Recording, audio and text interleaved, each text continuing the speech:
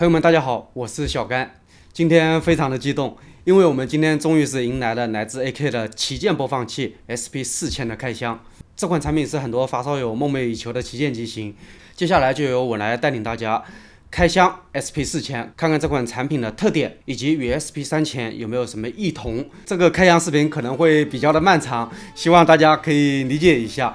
因为围绕着 SP4000所说的真的是有蛮多的。好了，那咱们就开始吧。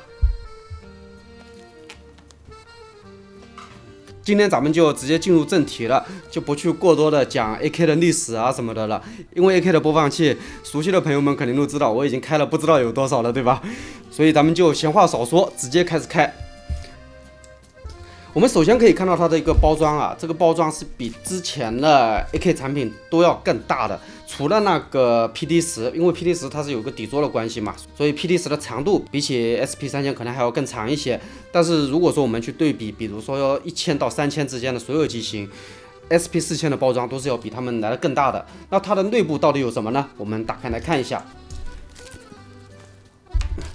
我拿到的这一台 SP4000是银色的一个版本，它还有黑色的，虽然颜色不同，但是机身材料都是一致的，都是 904L 的不锈钢。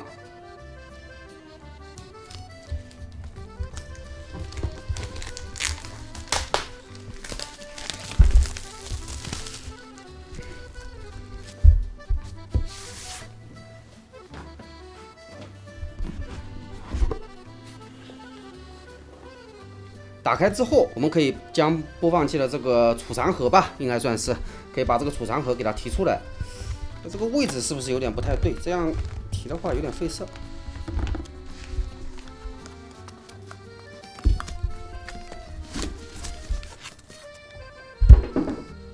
保护性做的还是非常不错的。这个盒子我们可以看到和之前的盒子是有区别的，因为 AK 之前的旗舰播放器有一部分使用的是那个木盒，这一次的话不是的，没有采用木盒了。这里就是我们今天的主角了，也就是 SP4000。机器本身我们先不管，我们先看一看它的配件。为什么这一次它的包装比起之前来说是增大了？有一个原因就是这里有一张编号卡。这个编号卡上面的一个号码与包装外面的编码以及机身底部的编码是一致的。这个编号卡之前在 AK 的产品上面是没有的。接下来下面这里有一个小包，我们周围都说 AK 这一次是不是良心发现了？因为除了那个保护壳以外，就是皮套嘛，保护套，除了机器的保护套以外，居然还带了一个皮质的小包。这一点我认为做的还是比较的贴心的，因为也有很多朋友在装进保护壳之后再单独配一个小包的，像 Dignis 啊，还有那个 Venus 都有类似的播放器保护套的，我自己也有一些，所以 AK 这一次能够在标配里面直接给到我们一个小包，我认为这个算是用心了的，并且我们在套上保护壳之后还是可以放到这个小包里面的，没有任何问题。但是这里要开始了，就是 AK 你既然送了一个小包，并且也有这么一个挂钩，那你为什么不送一个登山扣或者说一个背带之类的配件给到我们用家呢？对不对？因为如果说我们有一个背带的话，就可以把播放器就是背在腰间了。所以如果说您希望将这个包把它利用起来的话，可能还得再给它再配点配件之类的。然后这里是播放器的贴膜以及保护套本身了。贴膜的话，一共是有2套，正面2张，背面2张，然后永恒不变的润体验卡，以及一张下载 DSD 的一个折扣券，是国外网站的，这个我认为就可有可无吧。这个保护套这一次做的还是不错的。首先，这个颜色不再是 SP3000的那个绿色了，这个颜色的接受度，我相信比起那个绿色要更高一些，并且还有一点很重要，我不知道他们这个灵感是不是从那个 Dignis 身上吸取到的。就是音量滚轮的开孔，比起之前来说要大了许多。因为之前 SP3000，我这里有一个 SP3000，大家可以看到嘛，就是这个开孔啊，之前 SP3000一点点，导致机身的金属材料质感都很难体现出来。而这一次做了一个大开孔设计，音量滚轮啊，还有不锈钢的质感都可以得到一个更好的呈现。然后最下面还有一条数据线 C2C 的，就没有其他的了。好，我先收一下。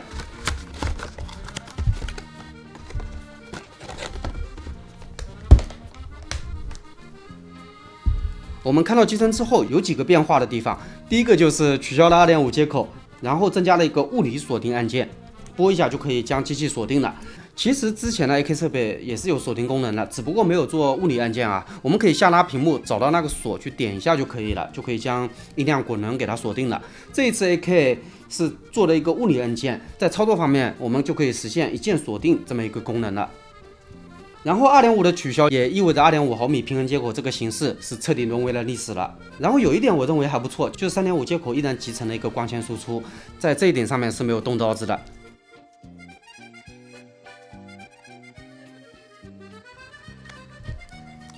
好，两台机器大家可以看到，其实只是在高度方面高了一些，而在机身的宽度方面几乎保持了一致。这样看大家可能会更加的明确一些，就是在高度方面高了大概1厘米的一个高度，厚度方面也几乎没有变化。但是也正是因为高度上面的这个差异，以及机身内部的调整，比如说像电池啊之类的，所以 SP4000 的一个重量达到了惊人的615克，而之前 SP3000 的重量是493克，我们大致的减一下就知道了，就是差不多有120克的一个重量。这个120克的重量，如果说我们叠加到手机上面的话，因为手机毕竟要天天拿在手上用嘛，这120克叠加到手机上之后是非常非常恐怖的一个存在。而如果说我们放到播放器上面的话，我认为就还行，不是说绝对不能接受的一个数值，但是依然要注意，如果说您用 SP4000 通勤的话，那这个重量您还是要小心一些，还是会给我们用家一些压力的。因为我不瞒大家说，我用 SP3000 有的时候都觉得有点重了。如果说您有这个便携使用的需求，就是习惯于将播放器揣在裤兜里的话，那我可能要建议您选一条好一点的裤腰带啊。这个原因嘛，大家都懂的。我刚刚两台机器都掂了一下，就是 SP4000 拿在手上掂几下之后，然后拿 SP3000 会觉得，哇 ，SP3000 好轻啊，这个重量差异就是这么恐怖。所以如果说您对于重量这一块比较在意的话，那我建议您还是到实体店来实际的试一下，看看这个手感以及这个重量能不能接受。然后其他方面的话没有什么特别的地方，底部依然是一个 TF 卡卡槽，最大的话是支持 1.5T 的 TF 卡容量拓展。然后一个 Type-C 接口以及3个按键，也就是下一曲、上一曲、播放、暂停这些。好，我们接下来开机。侧面是有一圈膜的，这一点与之前也有差异。在音频部分，如果我们对比 SP3000 的话，因为 SP3000 是4+2的一个组合嘛，就是4颗 4491X 再加2颗4191。而这一次 SP4000 的话是直接变成了4+4，这是我们肉眼可见的，就是最直观的一个部分。除此以外，最大的一个区别就是这一次 AK 终于是使用上了全开放的一个安卓系统。顾名思义，全开放的安卓系统就是除了不能打电话以及拍照以外，其他在运行 APP 方面与我们的安卓手机是没有任何区别的。也就是说，如果您愿意的话，在 SP4000 上面装一个微信也是完全可行的。这也给我们用家带来了很多的可能性。其实关于开放式系统这个是好是坏这一点，一直以来也是论坛里面争论的一个焦点嘛。简单来说就是分为两派，一派认为纯音系统它的音质更好，并且一个播放器要那么多功能干嘛，对吧？能够把音乐回放到一个好的状态就可以了。第二派的朋友认为，我买了一个播放器，我希望有更多的功能，或者说更重要的就是现在因为下音乐不太方便嘛，那流媒体的功能不能没有，对吧？装个网易云音乐、QQ 音乐、Apple Music 之类的，甚至于可以拓展一下，比如说装一些可以控制 NAS 的 APP， 这两方面都有其道理。从我个人的角度来说，我个人还是更倾向于全开放的一个播放器系统。除了前面说的就是流媒体的因素以外啊，安卓系统不是说不能够做出好的声音。事实上 AK 从 SP1000 开始就已经是安卓系统了，只不过1000到3000它是半开放的，也就是说它只给你开放了部分权限，我们只能够安装极个别的流媒体音乐 APP， 比如说像网易云或者 QQ。如果说你用酷狗的话，那就不行了。所以我认为啊，安卓系统其实也是可以做出好的声音的。而第二点的话就是，虽然 SP4000 它可以安装，甚至于说微信 QQ 对吧，但是我可以选择不安装啊。从我们用家的角度来说，它至少留了一条后路，因为保不准以后我会想着说安装其他的软件的，对不对？所以也正是因为这些原因，我对于全开放系统是抱有一个认可的态度的。那安装 APP 的方式是怎么样呢？我们首先要打开 WiFi 去连接一下，连接完成之后，点击左上角有一个应用快捷栏，然后第4个，注意是第4个，因为一些众所周知的原因啊，就是 Google Play 咱们就不要去管它了。第4个图标叫做腾讯应用宝，这个 APP 其实我是有点头疼的，因为一打开之后，整个机身的发热瞬间高了5度都不止。这个应用宝就是 SP4000内置的一个应用商店了。我们如果需要安装第三方的 APP， 可以用应用宝去进行一个安装。然后大家可以看到啊，这下面这个应用宝的这些什么一键检查手机状态，什么立即体验、垃圾清理什么的，所以我会推荐大家长按应用宝这个图标，然后点开应用信息，这里有一个通知，把它关掉，然后强行停止确认。这样的话不影响我们后续，比如说装其他 APP， 这个是没有问题的。同时它也不会再给您推送那些东西了。你看现在就没有了，就只有这些什么 Google Play 的应用机制了。如果要把这个关掉的话也可以的，Google 应用商店把这个通知也给它关掉。好，这时候就很干净了，对吧？只有一个网易云的了。这个操作就是长按应用图标、应用信息、通知这个功能，把它关闭掉就可以了。对于这种全开放的安卓播放器啊，我的建议是您千万不要拿它当手机去用，就安装几个我们听音乐的 APP 就可以了。肯定有朋友要装安兔兔之类的来跑个分了，我对于这些不是特别建议啊。当然您如果玩一下的话也可以，体验一下之后建议您赶紧把它给删了。好，咱们来总结一下 SP3000与 SP4000之间的几个客观区别。第一个就是芯片从2+4变成了4+4，然后在 SP4000上取消了 2.5 的平衡接口。此外就是增加了一个锁定按键，以及电池容量，还有机身尺寸和重量之间的一个变化。接下来我们说一个关键词，那就是速度。其实 AK 的播放器，如果说我们看入门型号的话，比如说像 SR 系列，对吧？这些入门价位的播放器，客观来说啊，速度其实是有一些不够看的，特别是对比我们的国战而言，在 CPU 的使用上面是明显要低一档的。而 AK 的旗舰播放器从1000到4000，在运行速度这一块，我认为都是在其当下速度上面没有什么毛病的存在。这里也希望就是 AK 以后做那个 SR 系列和那个 SE 系列，我猜测啊，大概率也要上全开放系统的，但是千万不要再上那颗古董 CPU 了，那个实在是太慢了。希望 AK 能够听得进去。接下来我们就来测试一下速度。首先第一个是 APP 的运营速度，打开网易云音乐，同意，看看它的一个运行效率怎么样。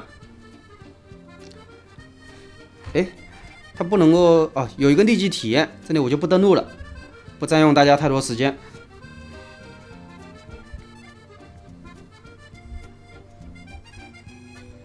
第一次进入它会有一些加载的过程，就是图标啊、歌单啊之类的，但是一旦加载好之后，大家可以看到整个的一个运行速度是非常流畅的。随便开几个模块，大家可以看一下。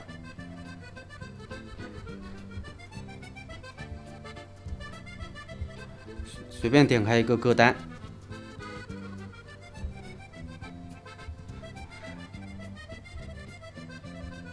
这一次的这个运行内存已经增加到了8G 了，再配合高通骁龙6125的一个 CPU， 在运行速度方面，我认为满足我们日常的这个听歌已经没有任何的压力了。再随便开一个歌单，大家可以看到这个速度，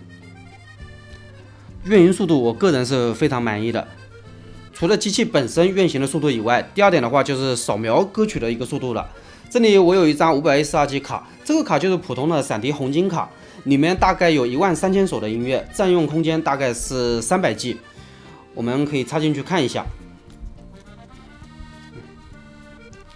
AK 的扫描方式啊，与其他品牌是不一样的，其他很多品牌在扫描歌曲的时候是不能够听音乐的。我相信如果说您和我一样，对于刚拿到手的一个新器材抱有热情的话，那一定是等不了这个扫描的时间的。我之前买过一个播放器，具体哪个品牌我就不点名了这里，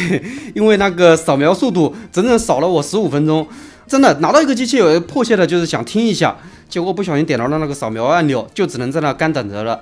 AK 的话不一样 ，AK 的话我们插进卡之后，可以在文件夹里面就是去直接听，这个是没有问题的，也可以在唱片集里面，它这个时候是后台在运行扫描的，不需要我们去手动的点击扫描。我们看一下它扫描了多少了，已经出来这么多了，还在不断的扫描，不断的增加。艺术家啊，大家可以看到这个滑动的速度还是非常不错的。